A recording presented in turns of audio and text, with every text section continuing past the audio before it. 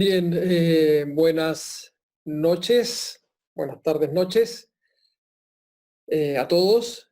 Gracias por estar acompañándonos en esta sesión. Yo me voy a referir fundamentalmente al papel que tienen los omega 3 en el embarazo y un poco al final en salud general. Este es un tema un poquito más específico de lo que habló Verónica anteriormente. Ustedes saben que el papel de los ácidos grasos y de las grasas en general en salud se conocen desde hace más de casi 100 años, desde los años 30 aproximadamente, y en salud cardiovascular a partir de los años 50. Estos son mis conflictos de interés para esta charla. No hubo participación de la compañía en el desarrollo de la charla y tampoco en el contenido de la misma. Bueno, los ácidos grasos, ustedes saben que son constituyentes de las grasas y de los aceites y forman parte de los triglicéridos, que es la principal forma de almacenamiento de energía que tenemos, ¿no?, en el tejido adiposo. Y, por supuesto, forman parte también de las membranas celulares y tienen un montón, una gran cantidad de papeles y de propiedades biológicas importantes. Según su longitud y según su número de dobles enlaces, conocemos las grasas saturadas, las grasas monoinsaturadas y las grasas poliinsaturadas. Como su nombre lo dice, grasas saturadas son aquellas que no tienen dobles enlaces, grasas monoinsaturadas tienen un solo doble enlace y grasas poliinsaturadas tienen dos o más dobles enlaces. Y aquí tenemos a los dos grupos de familia de los ácidos grasos considerados esenciales, y son esenciales porque el organismo no tiene la capacidad de sintetizarlos. Por lo tanto, tenemos que suministrarlos, ¿no es cierto?, por la alimentación. Tenemos los ácidos grasos de la familia omega 6, los poliinsaturados, ¿no es cierto?, cuyo emblema es el ácido linoleico presente en el aceite de maíz, en el aceite de girasol. Aquí ustedes ven su estructura, 18,2 omega 6, es decir, el primer doble enlace está en el carbono 6, en la posición 6, a partir del grupo metilo terminal, y tiene dos dobles enlaces, y tiene 18 átomos de carbono. Este ácido graso linoleico, ¿no es cierto?, por una serie de enzimas desaturasas y elongasas, ¿no es cierto?, se transforma en ácido araquidónico, y a su vez, ¿no es cierto?, se va a transformar con una serie de otras enzimas en una serie de metabolitos protrombóticos y proinflamatorios. Por otra parte, tenemos los omega 3, nuestros famosos y conocidos omega 3, que es el motivo de esta charla, ¿no es cierto? ¿Qué quiere decir esto? Omega 3, que el primer doble enlace se encuentra en la posición 3, en el carbono 3, a partir del metilo terminal, tiene 18 átomos de carbono y tiene 3 dobles enlaces. Y este es el ácido alfa-linolénico presente en la semilla de lino, en la canola, en la soja, en la chía, etc. Este ácido linolénico, por una serie de enzimas también desaturasas y elongasas que van a competir, ¿no es cierto? Aquí pongo arriba, compiten por las desaturasas, compiten con la vía metabolización de los omega 6, se puede transformar en ácido eicosapentaenoico, EPA, y en ácido docosahexaenoico, DHA, que son nuestros omega 3. Pero la tasa de conversión es muy baja. Esta en humanos se ha visto que es menos del 1%.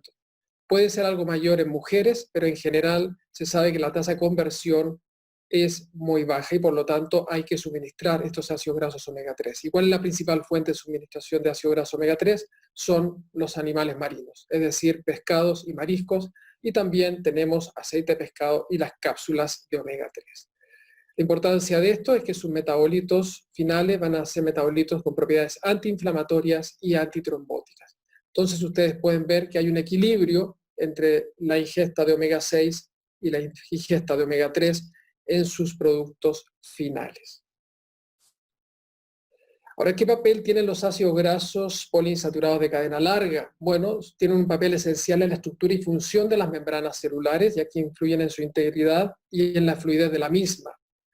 Son precursores de mediadores de la inflamación, eicosanoides, los productos metabólicos finales, eicosanoides, prostaglandinas, leucotrienos, resolvinas. Pueden actuar como segundos mensajeros.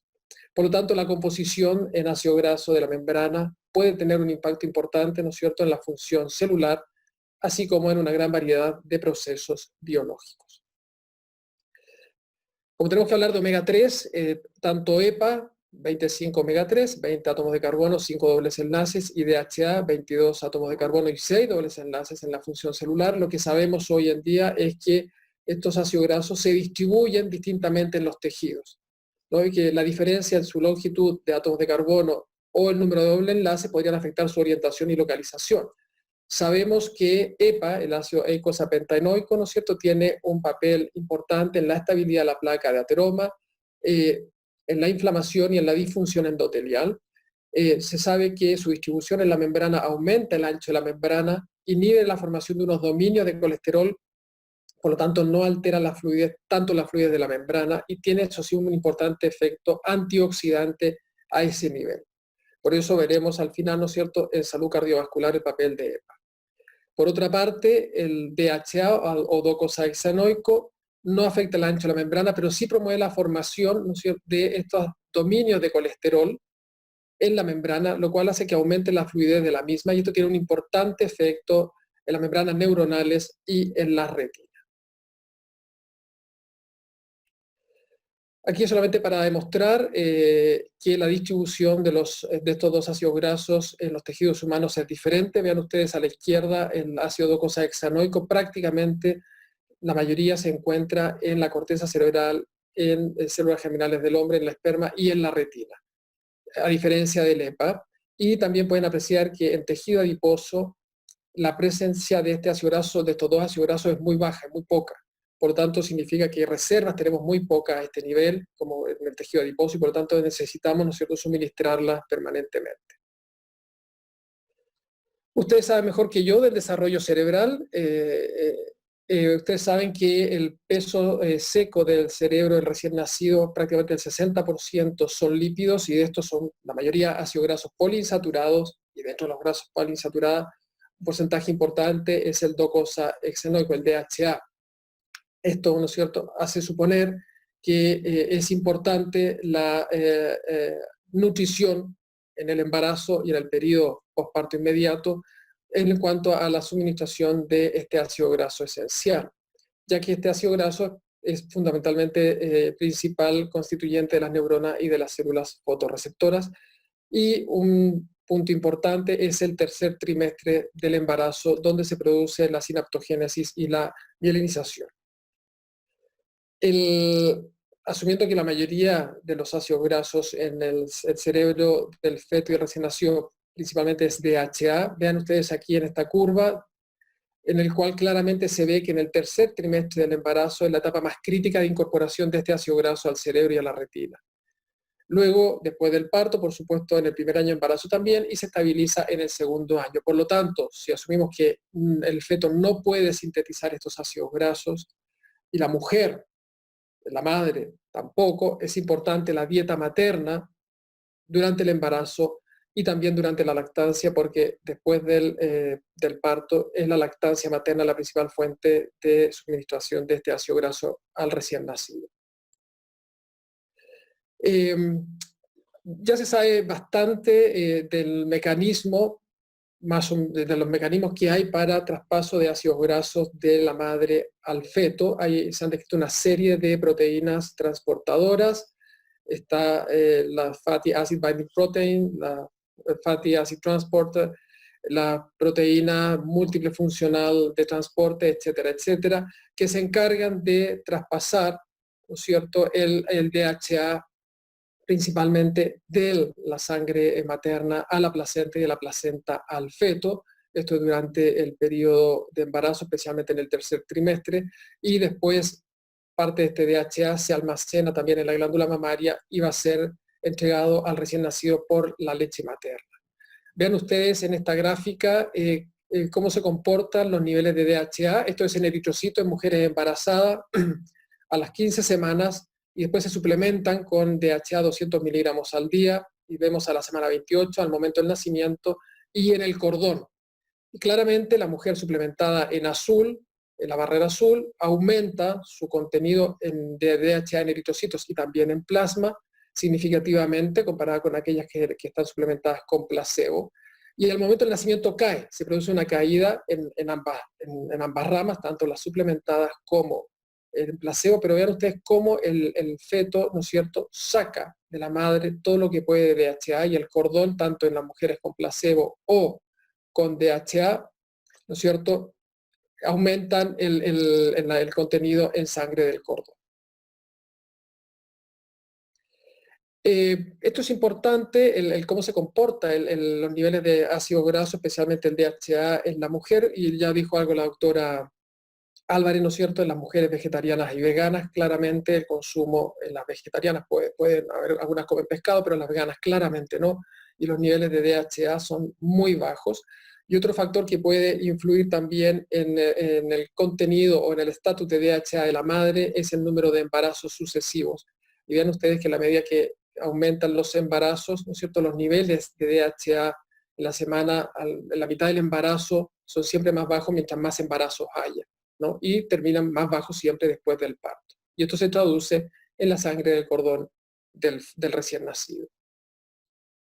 Ahora, ¿qué importancia o qué papel pueden tener los omega 3 durante el embarazo para la madre y para el hijo? De esto se ha publicado mucho en los últimos 30 años, ¿no es cierto?, el papel que puede tener en la duración del embarazo, en el trastorno de ansiedad o depresión, tanto en el embarazo como en el posparto, si tienen algún papel en el desarrollo de preeclampsia o de hipertensión gestacional, o incluso en la diabetes gestacional. Y por otra parte, en el hijo, ¿no es cierto?, también se ha visto el papel que puede tener en el crecimiento fetal, en el desarrollo de la visión, alergias y asma, y en el desarrollo psicomotor.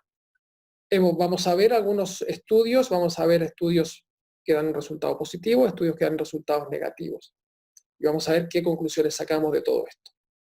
Aquí tenemos, por ejemplo, el rol de los ácidos grasos omega 3 en los síntomas de ansiedad durante el embarazo, en el estudio ALSPAC en el Reino Unido, en una zona del Reino Unido, más de 9.500 mujeres embarazadas, a las cuales se les hace un cuestionario de consumo de alimentos muy detallado y se les mide síntomas de ansiedad en la semana 32 del embarazo con también un método bastante específico.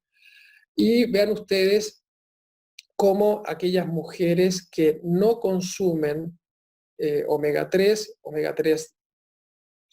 suplementados o omega 3 en pescado, a la derecha está el consumo de pescado, ¿no es cierto?, tienen un 53% más de probabilidad de tener síntomas de ansiedad severa en la semana 32. Por lo tanto, hay una relación significativa entre la ingesta de omega 3 y la ansiedad en el embarazo. Por lo tanto, la intervención dietética podría ser utilizada para reducir el porcentaje de ansiedad en mujeres embarazadas. Y si nos vamos a los síntomas de depresión, en el mismo estudio, utilizando encuestas para depresión en la misma semana 32, vemos exactamente lo mismo. Las mujeres que no consumen omega 3 tienen un 54% más de probabilidad, ajustados por otras variables confusoras, de tener síntomas depresivos en la semana 32 del embarazo. ¿Qué pasa en el posparto? Aquí tenemos el estudio Dominó, que se hizo en Australia, mujeres que fueron suplementadas, a diferencia del estudio anterior, que era un estudio de consumo de alimentos de una encuesta nutricional. Estas son mujeres suplementadas desde la semana 20, un poquito antes de la semana 21 del embarazo, doble ciego, 800 miligramos de DHA versus aceite vegetal como control o placebo. ¿Por qué se usó la dosis de 800 miligramos? Porque era para cubrir a más del 97% de la población embarazada y porque era el umbral que se había encontrado en los estudios previos que se asociaba a menos síntomas depresivos. En este estudio no solamente fue para evaluar síntomas de depresión en el posparto en las madres, sino también para ver el desarrollo cognitivo y de lenguaje en los niños al año y medio de recién nacido. Bueno, no hubo diferencias en la depresión a los 6 meses y tampoco hubo diferencias significativas en el desarrollo cognitivo y de lenguaje a los 18 meses en niños cuyas madres fueron suplementadas con DHA comparado con aceite vegetal. Por tanto, la conclusión es que el uso de esta cápsula de aceite de pescado rico en DHA no disminuyó la depresión postparto y tampoco mejoró el desarrollo cognitivo y de lenguaje en los niños. Un análisis posterior para el desarrollo visual, esto era en niños de término, en este mismo estudio, tampoco demostró diferencia significativa en los potenciales evocados visuales, como una forma de medir la agudeza visual en estos niños, lo cual, ¿no es cierto?, contrastaba un poco con un estudio realizado en niños de pretérmino, en los cuales la suplementación en pretérmino en los niños con fórmula sí claramente tenía un efecto beneficioso en el desarrollo visual. Sin embargo, un análisis de los outcomes secundarios demostró algunas cosas interesantes. Por ejemplo, disminuyó un 51% la probabilidad de parto prematuro antes de las 34 semanas. Los embarazos, si bien no hubo diferencia en la duración del embarazo, hubo sí un 28% más de inducción post-término o de cesárea. Y el peso de nacimiento, hubo una diferencia que fue significativa de 68 gramos entre el grupo DHA y el grupo control. Usted sabe mejor que yo qué significan o qué pueden significar 100 gramos de diferencia en un recién nacido de pretérmino. Y el número, el porcentaje de niños con bajo peso, por debajo de 2.500 gramos, fue un 35% menor, pero al corregirlo por la edad gestacional y por el sexo, se igualan en este punto. Luego salió publicado el estudio KUDOS en Kansas, porque claro, teníamos evidencia, yo le mostré solamente un estudio, ¿no es cierto?, para ver evidencia de no beneficio, pero tenemos los estudios observacionales longitudinales o cortes transversales que demostraban beneficio, y se hace este estudio fase 3, doble ciego, perdón, hay un error ahí, aleatorizado y controlado en 350 mujeres que comienzan la suplementación antes de las 20 semanas y reciben DHA 600 miligramos o placebo. Y los resultados principales es que hay una diferencia significativa en la edad gestacional, aumenta 2 días la diferencia entre los suplementados con DHA y placebo. Esto, lo mismo que les digo anteriormente, ustedes tienen que poner en la balanza lo que significa y el valor clínico, ¿no es cierto?, de tener 2 días más un embarazo. El peso de recién nacido también fue superior en las madres suplementadas con DHA. Y como outcomes secundarios, nuevamente vemos lo mismo que en lo anterior, hay una reducción significativa en los embarazos de pretérmino antes de las 34 semanas y en el peso de recién nacido por debajo de 1.500 gramos. Y por último ha salido hace ya un par de años, este es un estudio no intervencional, pero de una corte muy interesante en Dinamarca de más de 100.000 mujeres, en el cual las mujeres dieron muestras de sangre en el primer y en el segundo trimestre y se compararon los niveles plasmáticos de omega 3 en estos 2 puntos, primer y segundo trimestre, con el riesgo de parto prematuro, que era el objetivo primario de este estudio. Y vean ustedes cómo combinando los valores de EPA y DHA y distribuyéndolos en quintiles, las mujeres que tenían quintiles más bajos, el quintil 1 y el quintil 2 comparado con la suma de los otros 3 quintiles, tenían en el ajustado 10 veces más probabilidad de tener embarazo de pretérmino antes de las 34 semanas. Y si se analizaban los resultados concordantes, ¿qué quiere decir esto? Que tanto la muestra 1 del primer trimestre como la muestra 2 en el segundo trimestre de omega 3 estaban las dos bajas. Y la media, cuando están las dos bajas, es 48 veces, ¿no es cierto?, la probabilidad de tener parto antes de las 34 semanas. Entonces esto, junto a otros estudios o evidencias previas más antiguas, ¿no es cierto?, hacía suponer que los omega 3 pueden tener un papel importante en la duración de la gestación. Luego veremos qué es lo que pasa más adelante con resultados más recientes. Y por último, este mismo estudio también se utilizó para evaluar el efecto de esta suplementación con DHA prenatal en el comportamiento, en el desarrollo cognitivo y comportamiento de los hijos de las mujeres. Y aquí se estudiaron 350 hijos, la mitad prácticamente de mujeres que fueron suplementadas y la otra mitad que estuvieron con placebo, y a 72 meses, y no hubo beneficios consistentes a largo plazo. Hubo pequeñas cosas, pequeños beneficios aislados y muy limitados en el tiempo, pero en el fondo la conclusión principal es que no se pudo observar un efecto importante de la suplementación en el desarrollo tardío de los niños.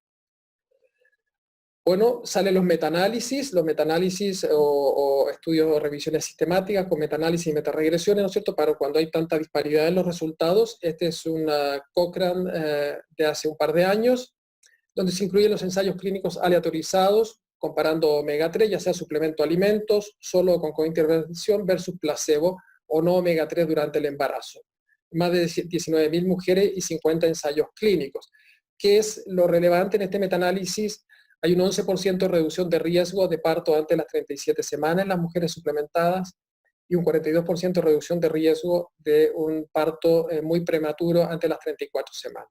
Y también un 10% de la reducción de riesgo en el peso de recién nacido por debajo de los 2.500 gramos. Y a la derecha ven ustedes la calidad de evidencia con la escala de Gray. Estos tres son alto grado de evidencia o calidad de evidencia.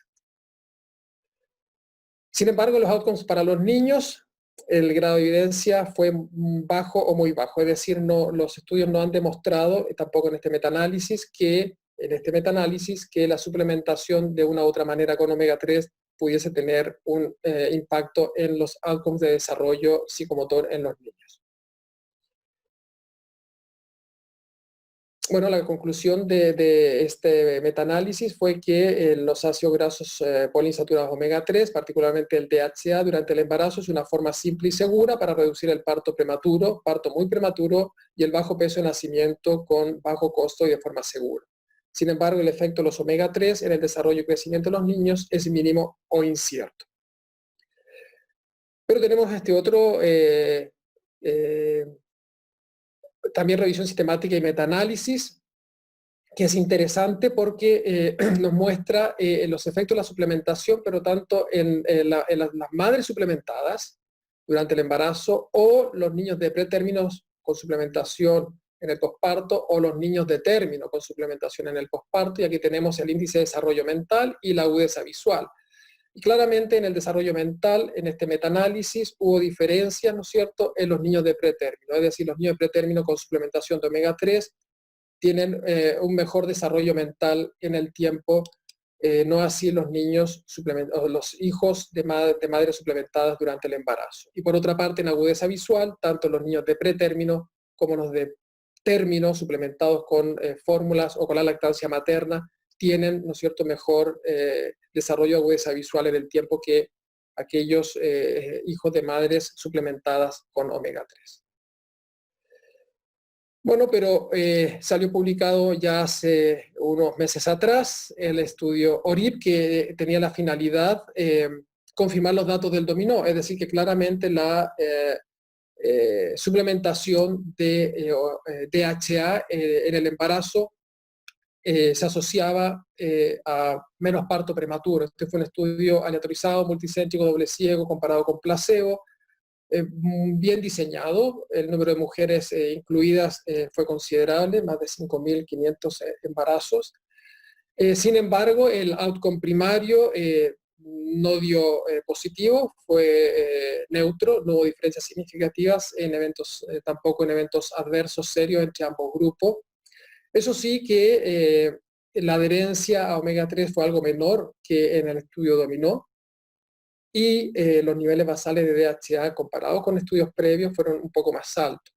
Esto porque si bien en todos estos estudios se excluyen a mujeres que hayan tomado suplementos durante el embarazo, muchas mujeres toman otro tipo de suplementos o ¿no es cierto?, que tienen niveles muy bajitos pero que al final se van sumando. Por lo tanto, la conclusión de este estudio es tenemos que intentar averiguar cuáles son las mujeres, ¿no es cierto?, que se van a beneficiar más de la suplementación con omega 3. Hay cierta evidencia también de que la suplementación tiene un papel o puede jugar un papel importante en la parte de inmunidad y en la parte de respuesta inmune, especialmente relacionado con el asma y con las enfermedades alérgicas. Solamente este estudio, ¿no es cierto?, en el cual madres suplementadas con omega 3, dosis más altas, eso sí, de las que hemos visto anteriormente, durante el embarazo, y se han seguido los hijos durante un periodo de 3 a 5 años y claramente hay una reducción significativa del 31% de riesgo de nuevo asma en este periodo de tiempo. Y claramente las que más se benefician, o donde más se demuestra este efecto, es en aquellas madres que tienen niveles bajos de ácidos grasos omega 3 en sangre al momento de la aleatorización. Es decir, las madres que tienen o que comen poco pescado de base y por lo tanto tienen niveles muy bajos, son los que más se van a beneficiar en este tema. Bueno, ¿y esto cuál es la importancia de esto para ustedes dirán, bueno, hemos visto resultados positivos, resultados negativos, resultados positivos en alguna cosa? Bueno, es que en Chile las mujeres embarazadas tienen niveles bajos de omega 3. Este estudio ya de hace unos años, en 80 mujeres sanas, cursando un embarazo entre el tercer y sexto mes, vean ustedes cómo la ingesta de EPA y especialmente el DHA comparado con la dosis recomendada es tremendamente baja. Y esto va asociado a lo que dijo la doctora Álvarez, ¿no es cierto?, que el consumo de pescado, si bien mucha gente come pescado, fluctúa entre el 66 al 87%, la cantidad de pescado que se consume es aún muy poca. Casi la mitad de lo que se consume en carne roja y en aves. Y también hace poco en mujeres chilenas, también, ¿no es cierto?, de mujeres sanas, que ya no solamente durante el embarazo, sino durante la lactancia, vean ustedes cómo la ingesta de pescado cae, ¿no es cierto?, durante el embarazo a la lactancia, al sexto mes de la lactancia, y esto se traduce en niveles, en que los niveles de DHA bajan significativamente. Estos son los ácidos grasos consumidos durante el embarazo y la lactancia, que se baja de 0,6, baja un 50% al sexto mes de la lactancia. Y esto se traduce lógicamente en la composición en ácido graso de la leche materna, un 64% de reducción de DHA, que es la principal fuente, ¿no es cierto?, de entrega de DHA al recién nacido. Estas son las recomendaciones de ingesta de omega 3 por distintas organizaciones, casi, ven ustedes, no siempre hay acuerdo, pero más o menos está en torno a 200 miligramos al día de DHA o 340 gramos a la semana de pescado con poco mercurio. El MinSal en la guía perinatal recomienda consumir pescado 2 veces por semana, la forma de preparación al horno o al vapor, dando preferencia a los pescados azules o grasos. Si come pescados en tarro, preferir al agua y bajo en sodio o sal.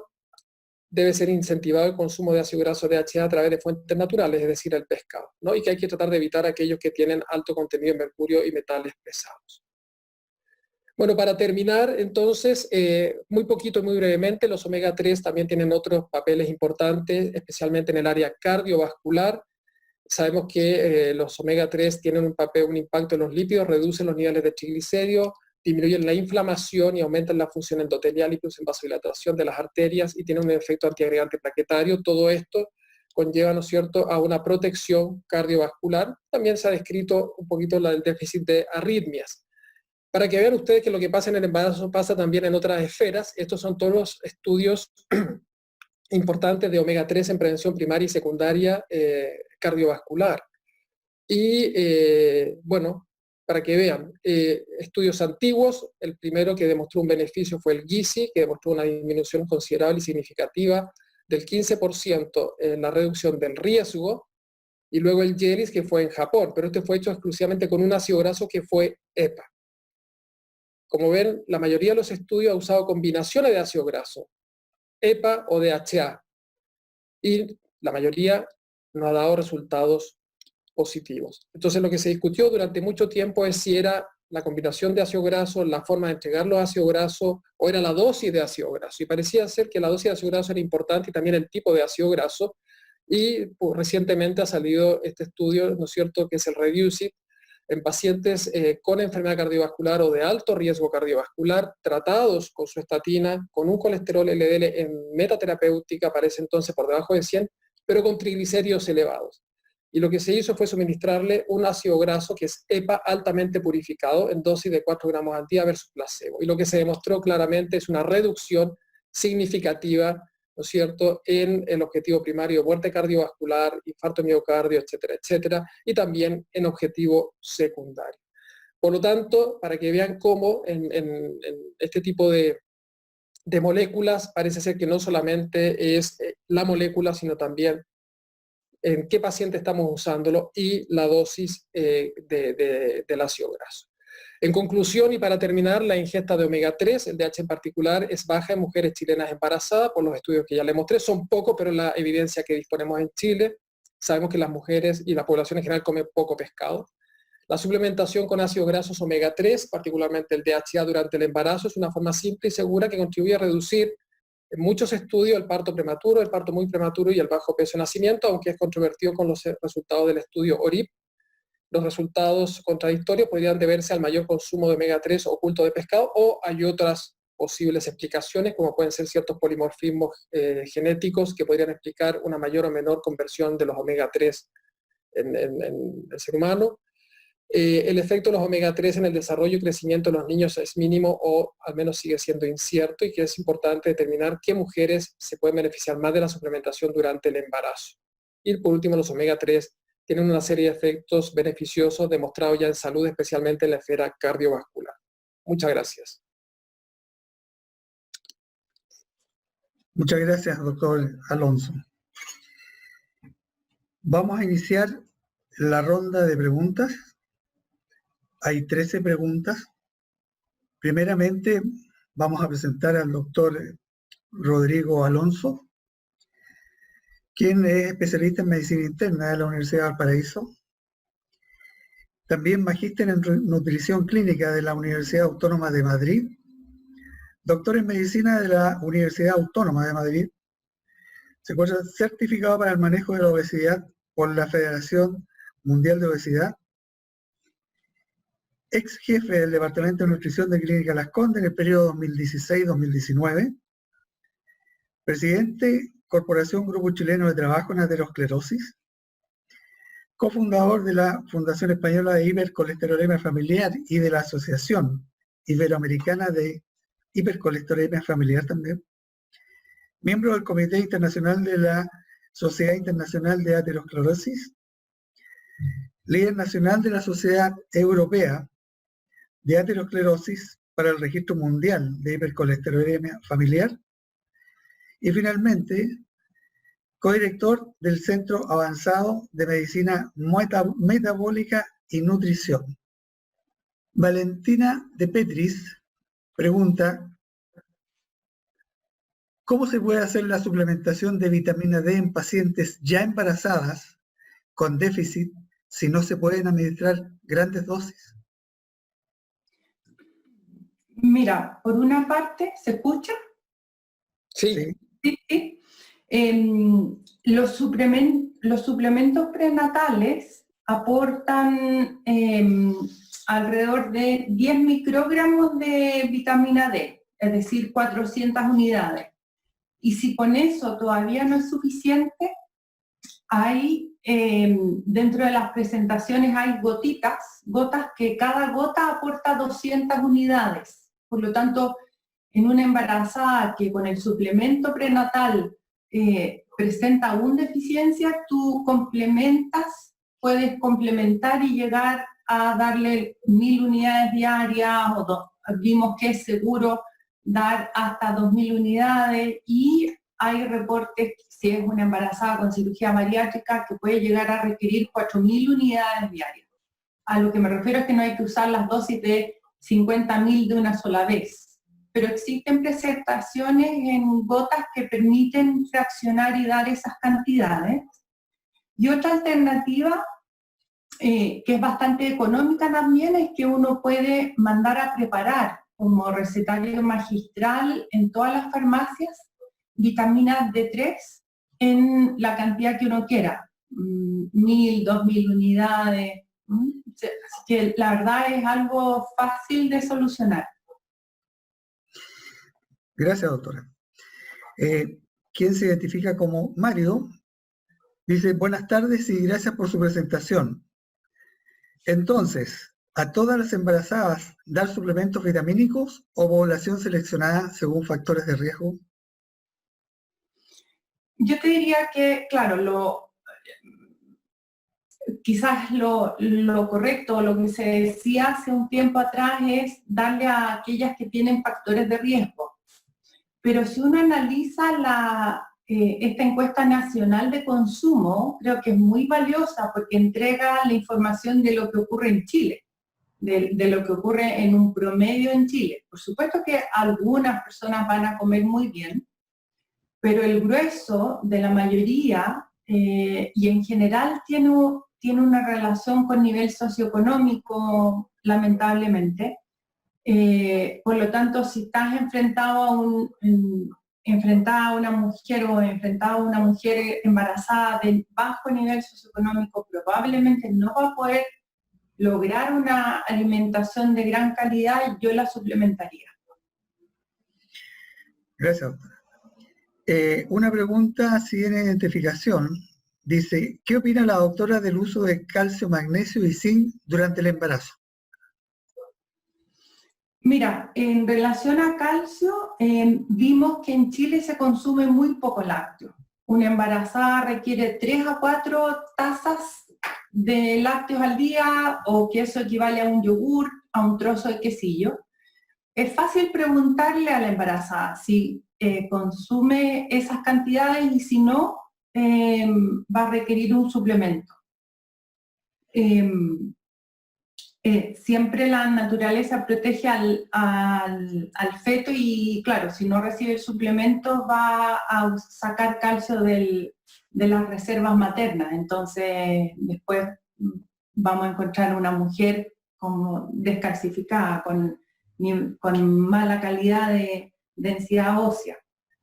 Si la mujer consume suficientes lácteos, yo no le daría un suplemento. En cuanto a zinc, no lo abordé por una cosa de tiempo. Vimos que la población chilena consume bastante zinc. O sea, no es un micronutriente que a mí me preocuparía demasiado.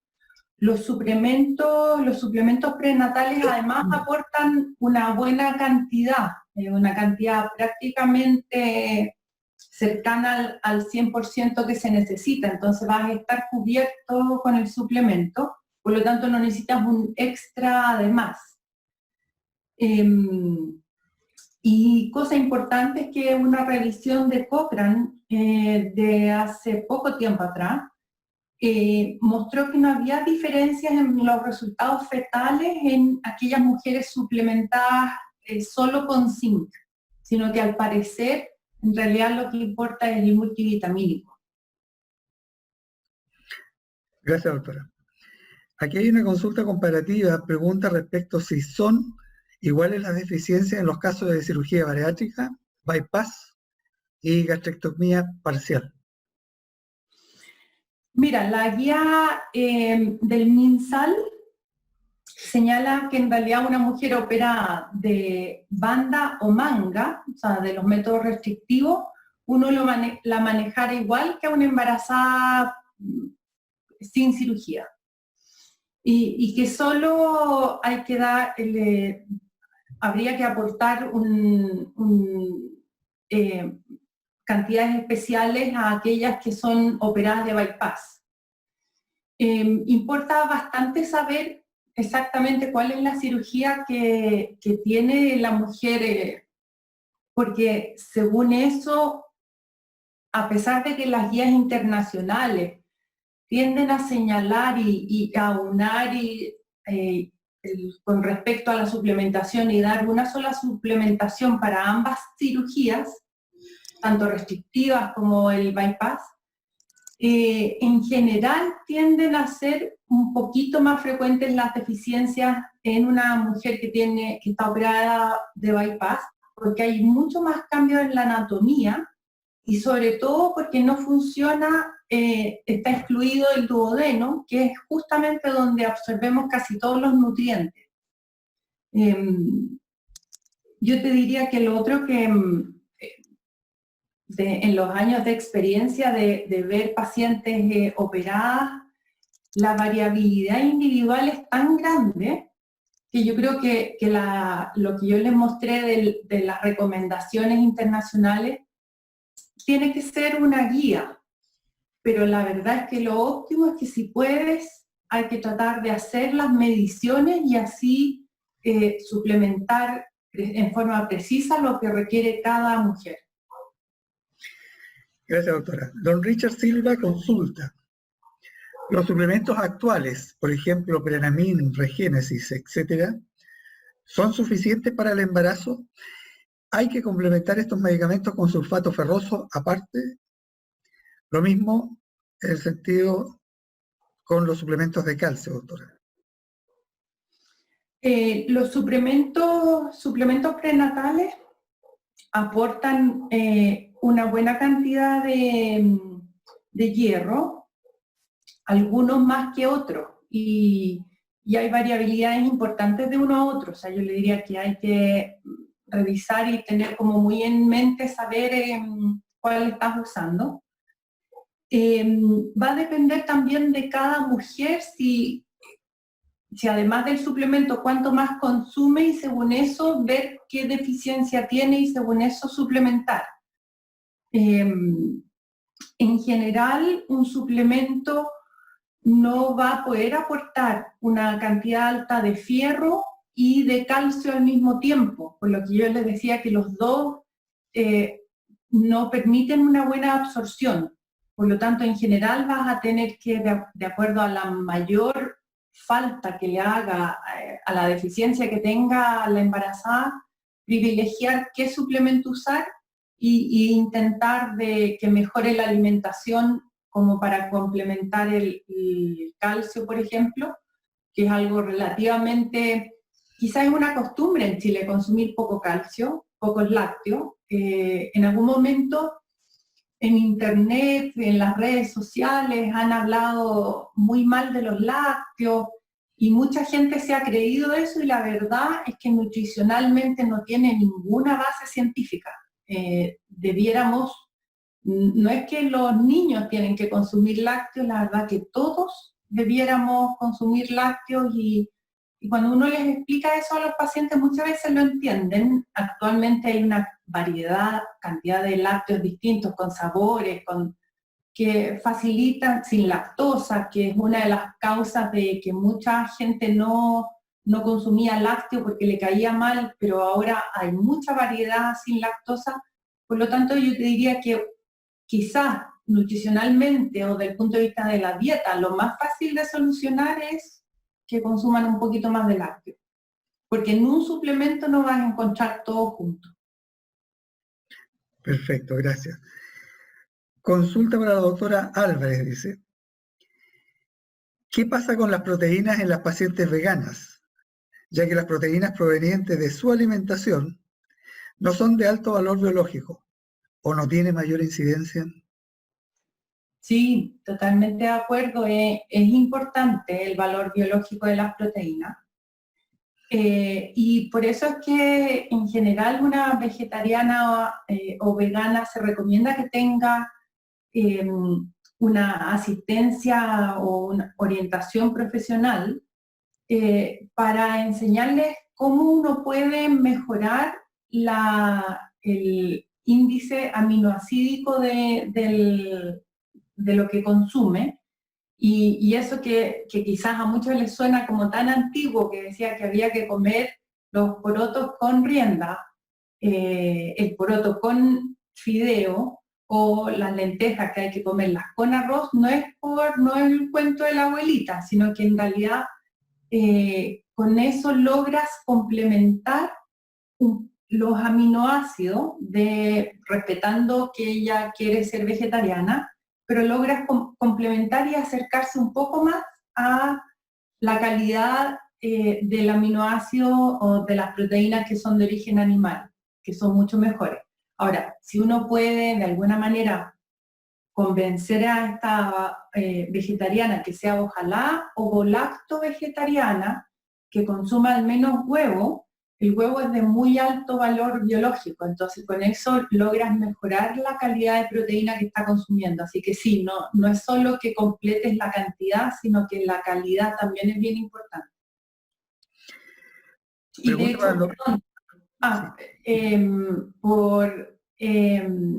solo por complementar, por ejemplo en Estados Unidos, claro, las academias norteamericanas dicen que una alimentación vegetariana bien balanceada puede ser adecuada en el embarazo, pero a diferencia, por ejemplo, de los alemanes, ellos simplemente recomiendan no consumir dietas veganas en el embarazo, ni en la lactancia, ni hasta la adolescencia, porque se considera que hay que ser obsesivo para hacer bien una dieta, para que estés sano con una dieta vegetariana o vegana. O sea, es prácticamente imposible. Gracias. Doctor Alonso, Dígame. ¿hay diferencia entre el pescado congelado, enlatado y el pescado fresco en el aporte de los omega 3 durante el embarazo? Bueno, durante el embarazo y no embarazo, no hay diferencias. El pescado fresco, claro, es el que uno compra y consume en las primeras 24 horas ¿no? de su adquisición. La ventaja del pescado congelado es que mantiene la duración y mantiene su composición en ácido graso omega 3 sin modificarlo si la congelación se hace rápida, ¿no? Después de la extracción del mar. Esa es la idea fundamental. Pero en principio no hay diferencias en el contenido de omega 3 y de otros nutrientes en el pescado congelado si está bien congelado. Y recordar que siempre cuando se descongela debe consumirse en ese momento, o sea, no volver a congelar nuevamente. Perfecto. Otra pregunta para usted, doctor Alonso. Sí. Un espectador anónimo que le agradece a Daniela por la representante invitarla a esta conferencia y pregunta si sigue siendo válido el concepto de suministrar omega 3 separado de la ingesta de fierro. El doctor Miranda, finalmente. Claro, bueno, me imagino que eso va más por la absorción del hierro, ¿no? Sí, aparentemente algunos ácidos grasos, las grasas más monoinsaturadas, favorecen la absorción de hierro y las grasas muy poliinsaturadas, en este caso las grasas omega 3, parece ser que pueden retrasar o disminuir la biodisponibilidad del hierro. Por lo tanto, hace sentido, ¿no?, que se tengan que tomar separado. Habitualmente el hierro se toma de una manera, los omega 3 se pueden tomar a cualquier hora del día, así que no hay ningún problema con separarlos perfectamente.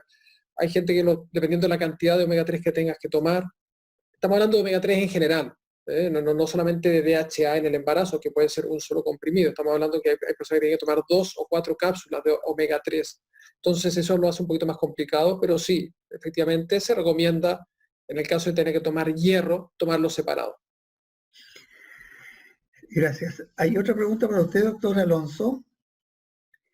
De una persona que no se identifica, dice: doctor Alonso, gracias por su presentación.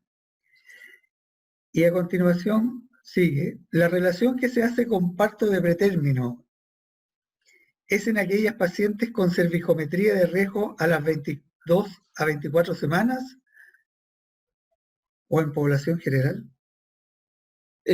Bueno, voy a tratar de responder esto en función a los estudios que se han presentado, ¿no? En general, la mayoría de los estudios, y sobre todo estos que se han hecho para ver el papel de los omega 3 en parto prematuro, como el ORIP, etcétera, se hace en mujeres con suplementación antes de las 21 semanas de omega 3, claro, y con todo un protocolo de seguimiento por su obstetra, ¿no?, o por su ginecólogo. Claro, yo no sé si se le hizo la cervicometría a las 22 a las 24 semanas de gestación, pero en el fondo son estudios que se diseñan con un objetivo concreto. Entonces, ¿qué es ver si la suplementación de omega 3 a partir de un periodo determinado durante el embarazo hasta el momento del parto, si son 34 semanas, hasta la semana 34, hasta que se produzca el parto, ¿no es cierto?, tiene algún impacto o no tiene algún impacto? Hay mujeres de riesgo, hay mujeres con más riesgo, hay estudios que se han hecho en mujeres población general y hay otras que han sido mujeres con alto riesgo. Y todo eso está, por supuesto, definido y, en las características y los criterios de inclusión del estudio, es lo que puedo decir. No sé específicamente el tema de la cervicometría de riesgo a las 22 semanas. Muchas gracias. Doctora Álvarez. Sí, dígame.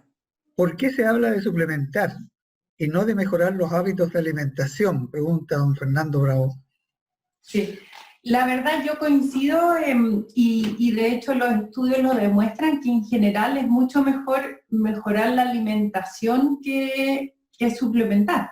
O sea, lo óptimo sería mejorar la alimentación. Lo que sucede es que mejorar la alimentación implica muchas cosas. Hay que educar a la población, hay que lograr que que pongan como prioritario, en vez de otras cosas, el lograr cocinar en la casa, comer más sano, comprar menos comida chatarra o comida rápida, pero lamentablemente la comida rápida es muy barata. Y en una ciudad como Santiago, donde una persona de bajo estrato económico tiene que viajar 1 o 2 horas de su trabajo a su casa, no llega con ganas de cocinar. Entonces, siendo bien realista, la solución no es en el corto plazo. Si uno, conversando con la embarazada, tiene la posibilidad, y muchas veces algunas embarazadas están muy dispuestas, justamente porque están embarazadas, si uno le explica la importancia de la alimentación de ella y que todo eso traspasa a su hijo, hacen el esfuerzo. Pero mientras no logres solucionar en la gran mayoría de la población, al menos te aseguras con el multivitamínico. Bien, la siguiente pregunta dice, si tengo posibilidad de tomar niveles de B12 y de vitamina D, ¿desde qué rango sería importante indicar suplemento para corregir la deficiencia y en cuánto tiempo puedo controlar para definir si se ha corregido el déficit o no? Pregunta Rocío. En cuanto a la vitamina B12, se considera déficit menos de 200 y lo óptimo es mantener niveles por sobre 300. Y ya en una semana puedes ver la corrección. Y en cuanto a la vitamina D, lo óptimo, o sea, es necesario idealmente tener sobre 30 y lo óptimo es sobre 40. Y también la respuesta la ves en una semana, o sea, toda la intervención se ve rápido. Y lo recomendable sería, dada la importancia de la vitamina B12 en el desarrollo neurológico, es que si alguna embarazada tiene algún factor de riesgo o presentó niveles bajos, es que le sigas después midiendo en cada trimestre, porque los requerimientos van aumentando. Muchas gracias. Doctor Alonso, alguien que nos identifica afirma que hay muchos omega 3 en el mercado y nuestros pacientes compran muchos que les recomiendan en las farmacias. ¿Cuáles son los suplementos de omega 3 para embarazadas que recomendaría usted, doctor Alonso, que sea de calidad? Es una buena pregunta porque el mercado de los omega 3 es una cosa creciente, ¿no es cierto? Eso ya no solamente en las farmacias, sino también en las tiendas de deporte, donde venden alimentos, suplementación de nutrición deportiva, también se venden mucho de este tipo de compuestos. Yo diría que es verdad que hay muchos omega 3, pero en el caso de la embarazada lo que nos interesa es el DHA. Entonces, habría que buscar, sin dar marca, no me parece que haya que dar marca en este momento, pero buscar uno que tenga la cantidad de DHA que se recomienda, que son al menos 200-300 miligramos por cápsula, ¿entiendes? Y que tenga un origen, la mayoría van a ser de origen animal, de pescado, pero que esté definido que la cantidad de DHA sea esa. Yo creo que eso es lo importante, fundamentalmente, ¿no? Casi todos hay algunos más purificados, otros menos purificados. Es verdad que eso puede afectar un poquito también lo que es la tolerancia al omega 3 y a los efectos secundarios que pueden tener. Pero si nos fijamos en DHA, yo diría uno que diga que tenga DHA al menos los 200 miligramos, que es lo que se recomienda por día que tiene que tomar la persona. Hay una pregunta relacionada. Quería decir algo. Quizás es bueno señalar, por ejemplo, ¿qué opinas porque muchos de estas vegetarianas o dentro de todos los suplementos que mencionaban ahí, es que hay muchos suplementos que dice omega 3 de origen de la chía? ¿Qué opinas? Chía, claro. Es una buena pregunta también, porque claro, la chía tiene mucho ALA, ácido linolénico, ¿no? Y ya mostramos, ¿no es cierto?, que la conversión es muy baja. La conversión a ácidos grasos poliinsaturados es muy baja. Por lo tanto, no tendría utilidad si lo que queremos es dar DHA entiende como la cantidad que necesitamos. Ahora bien, es interesante porque hay algún estudio que ha mostrado que mujeres vegetarianas, si tú le bajas el consumo del linoleico, de los omega 6, entonces podría ser que haya una mayor conversión del linolénico hacia los poliinsaturados más grandes, no más largos, como el DHA o el EPA. Pero claro, en una vegetariana o vegana, bajarle el linolénico, que es el otro componente de los aceites vegetales, es muy complicado. Entonces, yo diría que el concepto es que hay en el mercado, es difícil, pero hay en el mercado DHA de algas marinas, ¿no? Que eso una vegetariana o vegana puede consumir, lo que pasa es que es difícil encontrar y es más caro, ¿no? Hay mucho interés por los suplementos con omega 3. Hay varias preguntas más. Javier Márquez pregunta, ¿hasta qué semana gestacional recomienda el suplemento con omega 3? ¿Y daría suplementos con omega 3 a todas las pacientes embarazadas? Es una buena pregunta. Vamos a suponer que es el DHA, que es lo que nos interesa, ¿no es cierto? Se da durante todo el embarazo. Es decir, la mayoría de los estudios se han hecho a partir del segundo trimestre, de la segunda mitad del embarazo, hacia el momento hasta que la mujer da a luz, ¿no es cierto? Esos son la mayoría de los estudios que he demostrado y es lo que se recomienda. Probablemente antes, en las primeras semanas del embarazo, el tema de la tolerancia digestiva, las náuseas, pues puede ser un poquito de una complicación, ¿no? Pero también hay una cierta tendencia de si no habría que empezar a suplementar con este tipo de ácidos grasos desde el comienzo del embarazo. Y si se debería suplementar a todas las mujeres embarazadas, mira, es que con la información que tenemos en Chile, que la ingesta de pescado es baja y que las mujeres embarazadas en Chile en general tienen niveles bajos de DHA, pues habría que suplementar. No se hace de rutina la determinación de DHA en plasma o en membrana de glóbulos rojos en mujeres embarazadas como para tenerlo como parámetro de laboratorio, no para poder definir. Y tampoco hacemos los polimorfismos genéticos para decir qué mujer va a tener los niveles más bajos por una condición genética que se podrían beneficiar. Entonces yo creo que lo que recomienda el MinSal es que coma pescado. Si una persona come pescado al menos 2 veces a la semana, no sería necesario suplementar. Entonces yo creo que lo que es importante aquí es una buena encuesta nutricional a la mujer embarazada. No sé, Verónica, ¿qué opinas tú al respecto? Sí, totalmente de acuerdo. O sea, es mucho mejor siempre comer y en vez de tomar un suplemento, pero la realidad es que lamentablemente no siempre hay tiempo de consumir suficiente pescado y por esto de los metales pesados, porque también pescado fresco no siempre llega, no es tan fácil de conseguir en Santiago pescado fresco. Y por esto del miedo a los metales pesados es que se recomienda que en general el pescado enlatado, que sería la solución, se consuma una vez a la semana nomás. ¿Ah? Entonces la otra vez a la semana tendría que ser fresco, si no lo más probable es que va a estar un poquito en déficit. Claro, Por lo tanto yo la suplementaría. Claro, ahí hay que decir que la recomendación, ¿no es cierto?, es si es una ración de pescado o 2 raciones de pescado a la semana. Entre 1 y 2 raciones de pescado aportan los ácidos grasos y el DHA que necesita una mujer embarazada. Si son unos 340 gramos aproximadamente de... La FDA pone entre 225 como la dosis mínima de pescado de carne, ¿no? Y 340 la parte máxima para aportar los omega 3 y el DHA que necesita una mujer embarazada. Y siempre se dice que si se consume más, que uno sea azul y el resto sea pescado blanco, como dice Verónica. Sí. Y lo otro quizás es bueno mencionar, porque también hay quizás demasiado susto con esto de los metales pesados en el pescado, y la verdad que eso se da solo en los peces muy grandes, que viven muchos años y por lo tanto están sometidos a la contaminación en el mar. Y eso es la albacora, bacalao y lenguado, que no son el clásico reineta, pescada, aquellos que puedan conseguir pescado fresco de los más comunes, la verdad es que no hay problema. Son pocos los que no se pueden consumir por riesgo de contaminación con mercurio. Hay una consulta relacionada con las algas. Pregunta si las algas y microalgas son consideradas buena fuente de omega 3. Sí, efectivamente, claro que sí.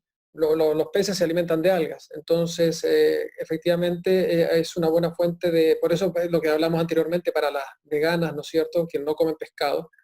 El omega 3 de origen de alga es una buena fuente de estos ácidos grasos, sí.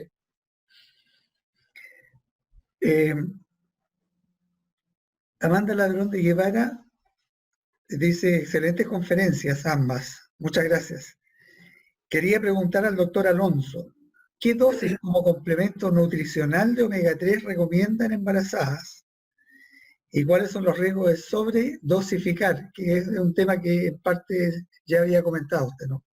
Sí, sí, bueno, la dosis de DHA son 200 miligramos al día en la recomendación, algunos dicen 160, eso se traduce, ¿no es cierto?, en lo que ya dijimos, en una dosis de pescado semanal, una o dos raciones, dependiendo del tamaño del pez, de pescado azul o pescado graso, ¿no?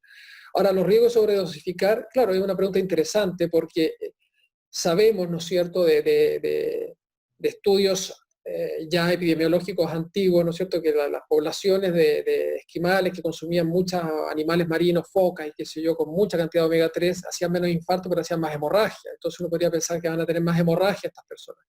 Pero curiosamente en los estudios que presenté, tanto la dosis baja como la dosis alta de omega 3 no se asociaron a más riesgo de sangrado ni complicaciones obstétricas durante el embarazo. Entonces, con la dosis que se recomienda, que son 200, 300 miligramos al día de DHA, no debería haber ningún problema en este tipo de pacientes. Y es raro que una persona consuma, si nos vamos a las cápsulas de omega 3 más clásicas, que son para tratamiento de dislipidemias importantes, de hipertrigliceridemia severa, que son 4 cápsulas al día o 6 cápsulas al día, ¿no es cierto? Ahí el problema es la tolerancia digestiva fundamentalmente, así que solo los dejan y los abandonan. Perfecto. Don Carlos Robalino le pregunta a la doctora, en pacientes con cirugía bariátrica, ¿cómo suplemento la vitamina B12?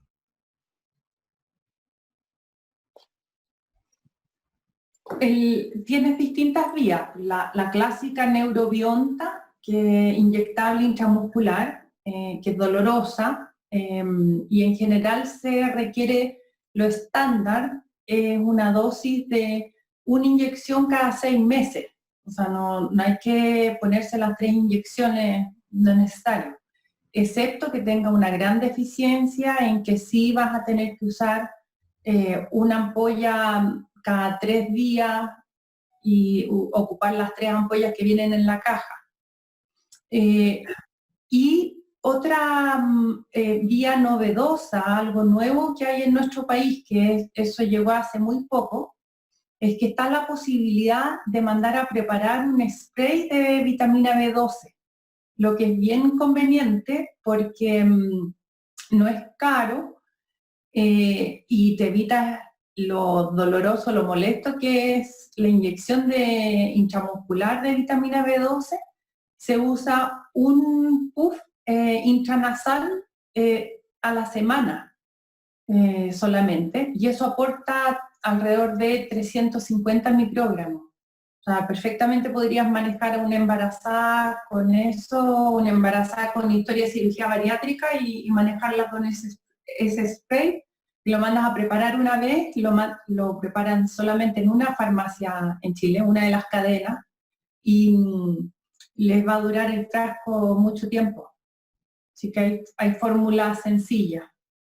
Y cuando son niveles, porque lo óptimo yo decía es tener más de 300, entonces que en aquellos pacientes que tienen, por ejemplo, niveles de 250, o sea que están bastante cercanos a lo óptimo, uno podría complementar con un complejo oral de vitamina B12. Bien, aquí hay una consulta que pide aclaración. Dice que aparentemente la evidencia no está clara si el suplemento de DHA en embarazadas ayuda al desarrollo del sistema nervioso central. Y si en la prevención, sí, en prevención de parto prematuro. ¿Usted recomendaría el suplemento de EPA y DHA en embarazadas? ¿Y desde qué edad gestacional? Bueno, es un buen comentario y pregunta. Claro, la evidencia, como ya presenté, ¿no es cierto?, en cuanto a desarrollo del sistema nervioso central, así claramente los estudios aleatorizados y de intervención, pues no han demostrado un beneficio, ¿no?, en mujeres suplementadas. Sí se sabía de estudios observacionales antiguos en mujeres que consumían grandes cantidades de pescado, que tenían, ¿no es cierto?, embarazos más prolongados, menos embarazos prematuros y niños más grandes y con mejor desarrollo. Pero claro, cuando se hace la intervención para ver si claramente el omega 3 tiene o no un efecto beneficioso, pues no nos ha dado lo que esperábamos en cuanto a desarrollo del sistema nervioso central. Y en el parto prematuro, los primeros estudios nos dijeron que sí, el estudio ORIP nos dice que no. Claro, han pasado años, las mujeres comen más pescado en general, de lo que comían anteriormente, y muchas toman también suplementos multivitamínicos o con otras cosas que tienen dosis bajitas de omega 3, y por eso las diferencias en los niveles basales en los distintos estudios de los omega 3 y que podrían explicar, aparte que hay algún también factor genético o de polimorfismo genético. Ahora, la mayoría de los estudios usaron DHA a partir, el criterio siempre ha sido entre la semana 9, lo más bajo que yo he visto, la semana 9 de embarazo, entre la semana 9 y la semana 20-21. Siempre la mediana estaba en 19 o 15 semanas, ¿no? Pero aparentemente uno podría empezar alrededor de las 12 semanas o antes de las 12 semanas si la tolerancia es buena y durante todo el embarazo. Eso sería. ¿Qué más podría añadir a esto?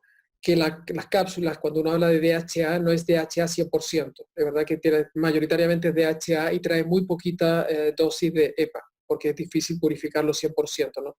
A diferencia, por ejemplo, de purificar el EPA, que resulta mucho más fácil, aparentemente desde el punto de vista tecnológico.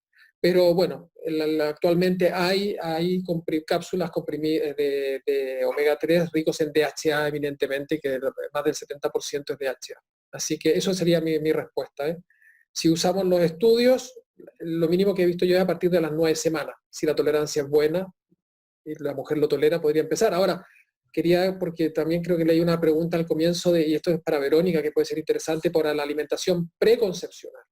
¿No? Es decir, claro, preparar a la mujer en su alimentación previa al embarazo, ¿no? Y ahí también los omega 3 y el índice de masa corporal y algunos micronutrientes pueden ser importantes. Entonces, si una mujer debería estar consumiendo pescado, ¿no es cierto? Lo que hemos dicho, es mejor comer que suplementar. Pero si necesitamos suplementar, ¿por qué no suplementar desde antes? También esa es una pregunta que es válida, ¿no? ¿Por qué no empezar, si se quiere embarazar, a tomar suplementos si fuese necesario? En honor al tiempo, vamos a realizar 3 preguntas más. Pablo Ricci pregunta para la doctora, dice: gracias por la información entregada. Entendí que la administración de ácido fólico en la embarazada estaba solucionada, debido a la adición que se hace a las harinas. Sin embargo, muchas mujeres no comen harinas, pan por ejemplo, por razones de dieta, por lo cual se agrega por lo menos en la primera parte del embarazo. Algunos indican ácido fólico de 1 y otros de 5 miligramos. ¿Cuál recomendaría usted? Mira, yo te concuerdo que es cierto que una mujer que evita los hidratos de carbono está en riesgo de tener déficit de ácido fólico.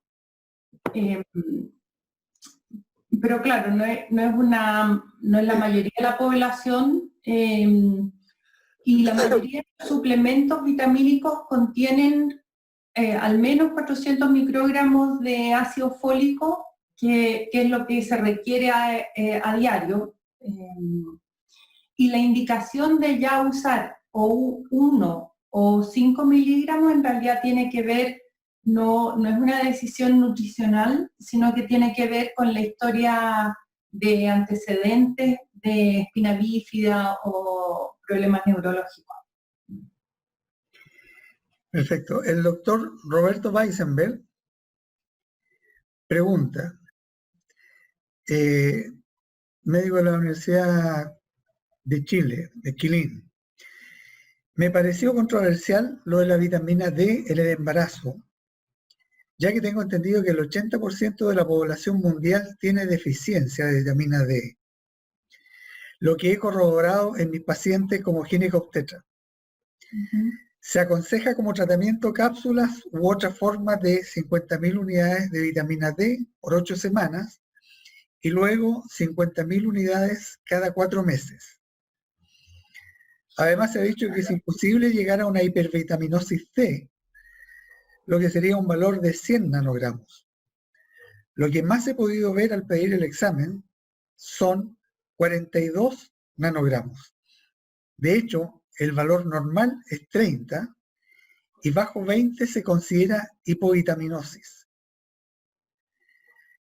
De modo que desea una aclaración a lo manifestado en la respuesta a la doctora Petri.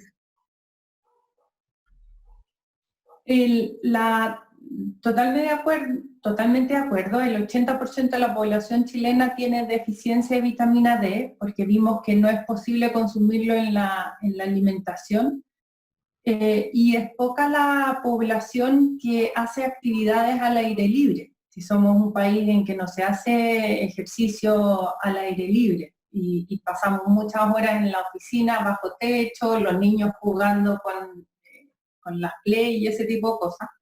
Así que es muy frecuente encontrar esos niveles. Pero la recomendación que señala el doctor de estas 50.000 unidades por las primeras 8 semanas se hace para la población general, pero no para la embarazada. En la embarazada no se pueden usar esas dosis tan altas de una sola vez. Por eso que, y un poco lo que decía el doctor Alonso antes, la verdad, lo ideal es que una mujer planifique su embarazo, sobre todo, por ejemplo, en las mujeres que tienen cirugía bariátrica, nosotros, y en una vegetariana también, les advertimos harto que lo óptimo es prepararse y, bueno, cuando ya, oye, quiero quedar embarazada, vayan y empiecen a mejorar, o sea, reciban en el fondo asesoría y mejoren su alimentación, hacemos una medición de todas las vitaminas, se suplementa todo lo que sea necesario para que comiencen de la mejor manera posible. Porque claro, no es bueno encontrarse con una embarazada ya de 24 semanas con deficiencias de todas las vitaminas que hay. Pero